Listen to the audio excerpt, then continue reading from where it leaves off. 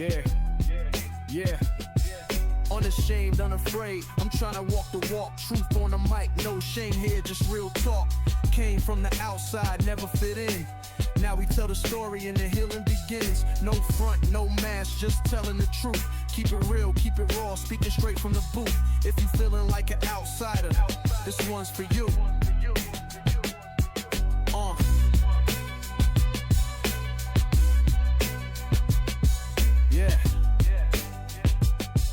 Yeah.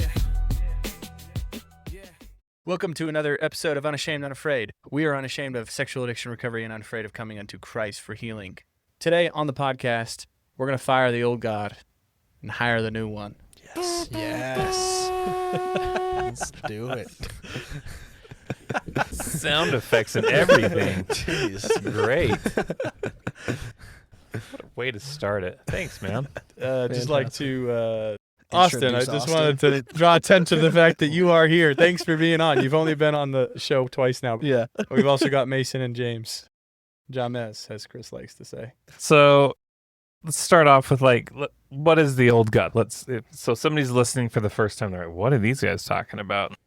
My old God is transactional, shaming, only loves me when I'm doing good, and is not there when I've done anything bad. A lot of the old versions of God that I've done like some good healing around are actually still there, just in a less extreme form. Yep, So- they still pop up. Yeah, so for me, I did a whole week of trauma therapy surrounding going back and talking to the old God and bringing in the new God to give little Sam what he needed in those moments when he thought that God hated him. The old God was transactional the same way, Yeah. Mason said. So if we were in a therapy session, I would tell you your homework is to write out the false version of God that you have carried around. So I always felt like God was perpetually disappointed in me. I believed that I had to have a certain level of perfection in order for God to even want to be remotely close to me, okay? So write that down. And then can I determine where that belief came from? And this is where Mason's kind of at right now. He's like, no, for sure, I got it from church. They told it to me like that. And I'm like, you may have heard something at church and you interpreted it in a way that caused you to create a false belief about God. But in all likelihood, they probably did not tell you God hates you or that God is super distant and in fact is basically never around. I have yet to attend any church meetings that God is described that way. I'm with you. I'm like, no, for sure. I picked up that God is perpetually disappointed in me. Mm-hmm. And so I have to challenge that. It was not taught to me that way. I interpreted some of the things they said with my shame goggles on, and it turned into that. So it's got to come from somewhere, right? That original shame, right? Sure. So where does that come from? You know, is that For me, it's been family of origin? or- parental relationships. I love the quote. It's hard to find a father in God until you first found something of God in your own father. I Yeah. think the same thing applies for your relationship with your mother. In fact, I initially had a lot more pain in that relationship. That's where I started to find it. Yeah. The stuff I felt shame about in my bishop's office was the stuff I felt shame about in my relationship with my parents. It wasn't about the bishop. In my experience, most people will pick it up just because we live in essentially a behavioral-based society. We are brought up in a behavioral system where you're rewarded and praised for good behaviors and outcomes. So it's just kind of an outcome-based Very type transactional. yeah. So getting a good grade, the teacher tells you you're a good boy and good job, right? A lot of the time from parents in one degree or another, they often might do that in a way where in a child's mind, they will internalize it. So to really quickly answer your question, Mason, it usually comes from childhood, not because parents did it poorly, but because that's the way the child's brain works. They believe that things that go wrong in the world are actually because of them. Children's brains are very me-centric, meaning if something bad happens in the world, I somehow caused it. Or if something bad happens to me, it's my fault. Right? So they have this sort of magical thinking. It's interesting. Think about when you were a kid, if I just think this certain way, I can make something happen, right? Mm. And we actually carry some of that to our relationship with God, even as adults. In that, if I behave a certain way, then I can make God behave a certain way. It just gets toned down and less magical, but it's still there. Yeah. And so unless a parent or somebody actively, proactively really works to not have you think that way, most of us end up with some degree or another carrying that. Sure. So the next thing you want to do then is name why the old version of God has to go. Why does that old version of God have to go, Mason? Why do you have to fire him? I'm sick of feeling bad and all this kind of stuff. I think that's part of it, but what happened was when I was dating my wife, Erica, we had some moments where I was like, why do you even stay in a relationship with me? Like, I'm this addict that's looking at porn. I'm acting out. We can just break up. Like, you can leave. I was always trying to give her a way out. And she was like, Mason, I don't want to leave you. Like, I want to stay here. And I don't think I've really had anyone that was like willing to battle for my heart like that. And I think that gave me a little hope for God. So if I were to give you some homework around this aspect, then I would look at, okay, what is the impact of having this old version of God? So in that homework, I'm going to have you look at, how does my current belief in the old God, how does this affect my relationship with God? It's not Homework, existent. write it down, right? Yeah. How does it affect my nervous system? I'm going to write that down. Fear, shame, hiding. I've noticed pretty much with anybody who has an addiction, I shouldn't put everybody in a box, but it's like that transactional piece with God is pretty across the board. I don't know if I've ever talked to somebody who believes in God that has an addiction or these compulsive behaviors and doesn't have this belief of a transactional relationship. And that's definitely what I had. If I was doing good, God was happy. If I was doing bad, he didn't care. He was gone. He was a statue. He was this emotionless being. And so I had to forgive myself. I had to acknowledge that what I was doing was okay in the sense that I still had worth, that I still was worthy of love. And I kind of had to have this long conversation where it's like, if he's in my life, what does that look like? I just had to say like, no, that's not who I want. And so then I had to go find him. So this is where I'm going. The next thing to do after I recognize the impact, then what I'm going to have to do is go out there and test the belief. So what you're saying is like this new God that you have, like almost as like pass it through a filter. Yeah, you can use scriptures or look at the life and character of Christ. Or if you can just even look at your logical inconsistencies from there, then you can start to introduce what were these old God beliefs doing for me and what were they not doing for me, and how can I now find and replace it with truth. If we're talking about firing, you have to spend enough time paying attention to him to dismantle him. Like, you can't just go in and jump into finding the new God without dismantling the old one first. It's fun to jump forward to fill in the new part, but we have to actually work through dismantling. And that dismantling is uncomfortable because guess what I have to do? I have to check myself. To be in pain. Sure, you have to be in pain. I have to admit that I'm being illogical. Yeah. I have to admit that I'm believing crap about myself and I'm pretending that it's God that believes that about me. I'm actually projecting onto God. Now I have to be accountable. Part of that is like, how did this belief system protect me? What did this do for me? What parts of me was it protecting? If we kind of go from a therapy standpoint, like, Apply some compassion. right.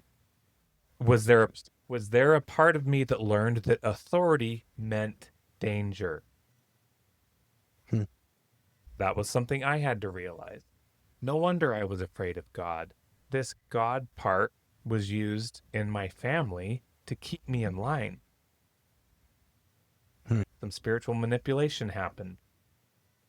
So I had to look at what did this cause and how did it show up. So that goes back to the first part you were talking about where it's like, okay, where did I learn this? This is one I still struggle with to this day, is essentially stay small, be quiet. It'll keep you out of trouble. It'll keep you from getting rejected. Growing up with abuse and fear, that part is like, that's still part of my work. And so that part of me that wants to stay small still shows up in my life. Then I have to make up who God is in order for me to stay small. Because God's not going to call me to do something special. I should stay small. God's not going to ask me to have faith. I should stay small. Of course, God's disappointed in me. I'm small. See, now I have to be really accountable to myself. One of those final stages in that process is actually grieving the loss of your old God. That you're like, no, I want to fire him so bad he sucks. No, you love him. Yeah. It has served you. So there's a part of grieving that harmful God image. Our brains crave what's familiar more than what is safe. Or they will interpret familiarity for safety. So guess what? Believing in a new God will feel scary. The old God feels safe. Yeah, definitely. Because it's familiar, not because it's actually safe. There's a mourning that needs to happen because guess what I'm going to have to do? I'm going to have to let go of some control that gave me, of certainty that gave me, getting to feel that betrayal. Yeah. And grieving, essentially, the fact that I built my life around something that wasn't even true. That is grief-worthy. That's worth grieving and mourning. This is something that people have asked me about time and again, as I've talked about it at boot camp, as I've talked about it with clients, as I've talked about it on this show. We can put these steps in the show notes. So first, we want to just essentially explicitly name the old God. God is distant. God doesn't care. God is angry at me, those kinds of things. Then identify the impact that having this God in my life has on me. How does this affect my relationship with God? How does it affect my nervous system? How does it affect my behaviors? That will help you understand the impact it's having. Then basically reality test your belief system about this false version of God. Go on reality test the legitimacy of your thinking. And for me, it was most helpful to do it with people who had great relationships with God and Scripture. And so I had to essentially be like, if God is love, how does my chronic shame align with that? It doesn't quite work. Does Jesus move toward broken people or away from them? Well, go and find that one in the Scriptures.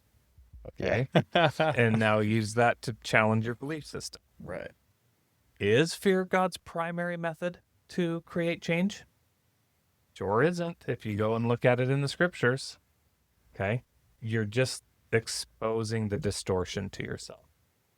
And then you can kind of look at in what parts of me did this old God, where did it originate from? How am I projecting my parts onto God? So that can be some parts work. And then grieve the loss of the old God, grieve the loss of the years of believing in that false version of God. I was angry first, and then I grieved. That was my process with that. Yeah. And then you can make a ritual out of it and actively fire the old God. For example, write him a termination letter. Dear false version of God, you are officially fired. Dear God, you are fired.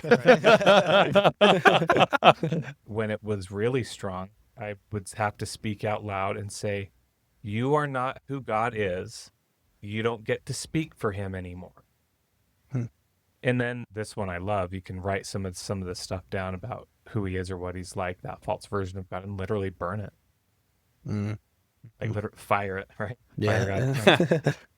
But what that does neurologically, that makes that sticky. It sticks better when you have a ritual. So now we move into replacing God. Because, again, nature hates a vacuum.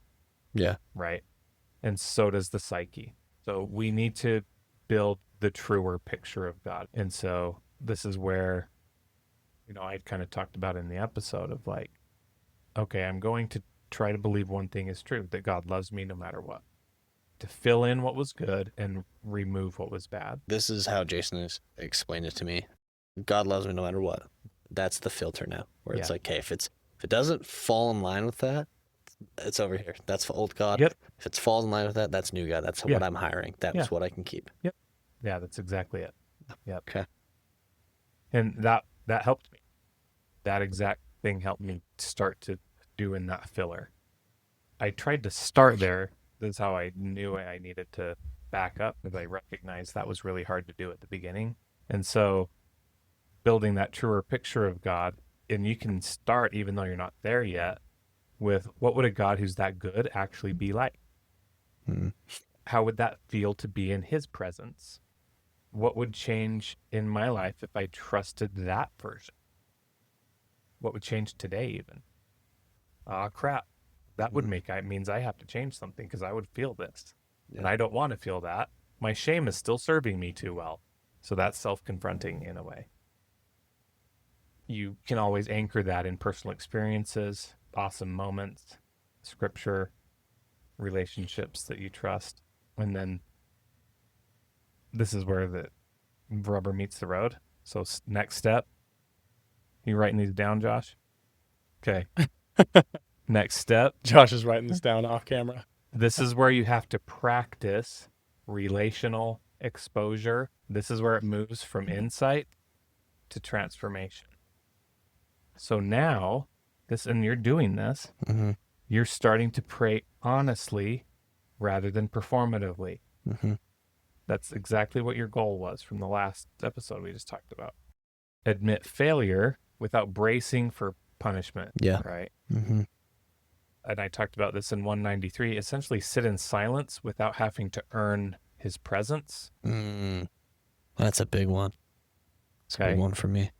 And that's what I talked about in the last episode of like, I actually didn't read my scriptures and pray for a while just to see, essentially in that silence, what it would be like not earning his presence. Yeah. To see if that was real, if that could happen. That's totally where I'm at. Because when people say he's like, it's just there. He's just there. You don't have to do anything. I'm like, what does that even mean? Right. How? And so obviously along the way, you want to essentially watch for relapsing into the old God. Sure. All that does is it just helps reveal places that you can do further healing. Once you kind of have moved to a closer place with God, those relapses are really, actually, you can welcome them of like, oh God, I need healing here.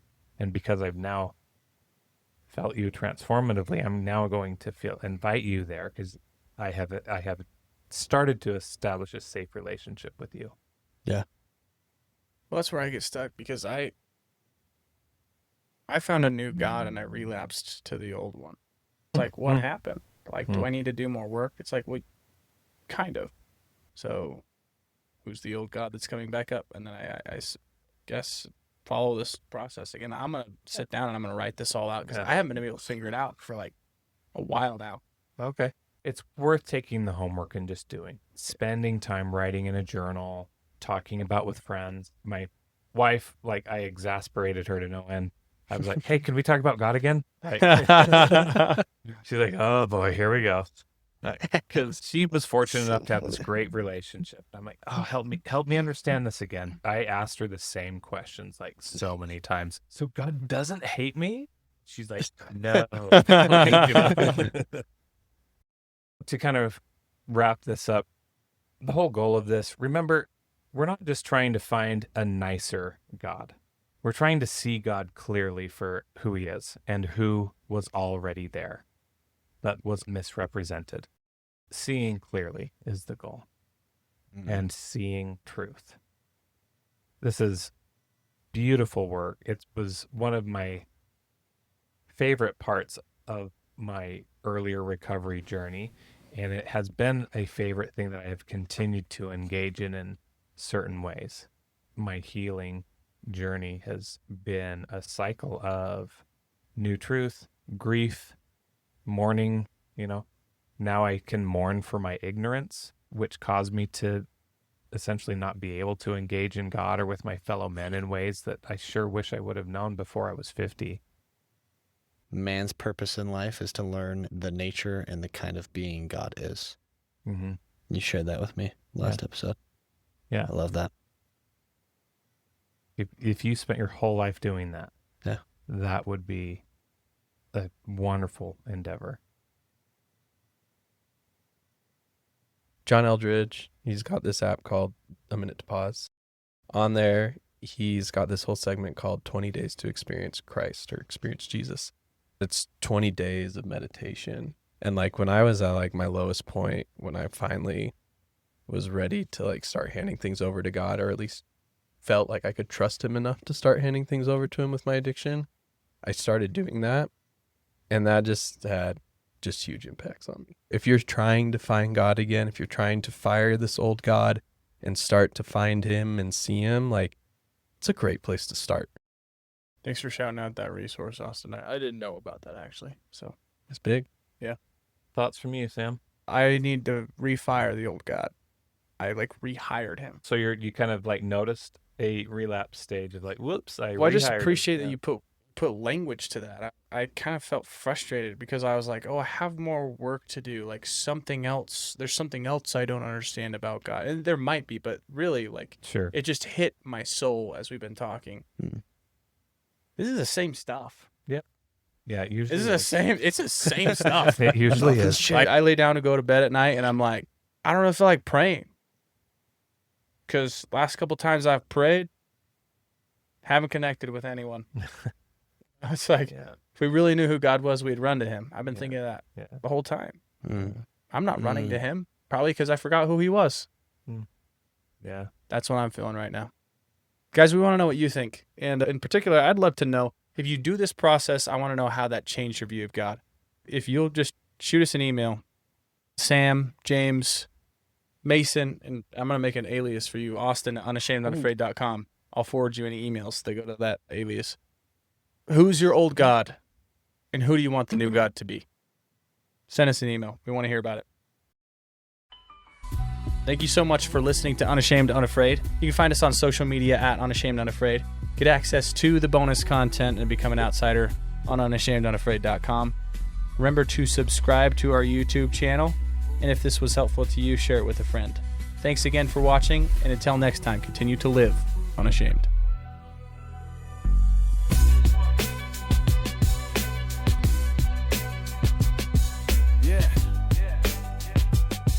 Yeah.